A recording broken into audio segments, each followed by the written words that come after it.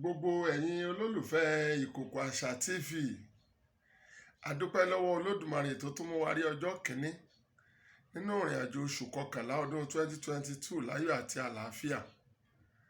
Ọlọ́run tó kó wa yọ nínú ìrìn àjò oṣù mẹ́wàá, àdẹni àjígbé, àdẹni àgbégbìn, àdẹni àgbébò, ilẹ̀ ọ̀gá jẹnikẹ́ni lọ nínú wa. A dúpẹ́ fún Olódùmarè o. A tún fi ìrìn àjò oṣù kọkànlá ilé Olódùmarè lọ́wọ́ pé kọ́lọ́run ó pa wá mọ́, kọ́lọ́run ó ṣọ́ wa, kó fààbò rẹ̀ bò wá, kó fìṣọ́ ẹ̀ ṣọ́ wa, àní bọ́ wa jínigbé o. Gbogbo ẹ̀yin olólùfẹ́ Ìkòkò Àṣà bẹ́ẹ̀ tí ń lọ nínú ìrìn àjò oṣù kọkànlá, agbénipa ò ní yálé yín o. Ẹ ní rógun àsárépè ibi lórí ọmọ, lórí ọkọ, lórí aya, láṣẹ Elédùmarè. Gbogbo ẹni tó bá pinnu àti ṣèkà sí yín, gbogbo ẹni tó bá pinnu àti ṣe yín láburú nínú ìrìn àjò oṣù kọkànlá, wọ́n fọwọ́ ara wọn ṣera wọn ní o. Torí pé àwọn àgbàlagbà ni wọ́n sọ wípé ẹnìkíní nìka ẹnìkejì nìka, ìgbà àkádì méjì lódòdódó.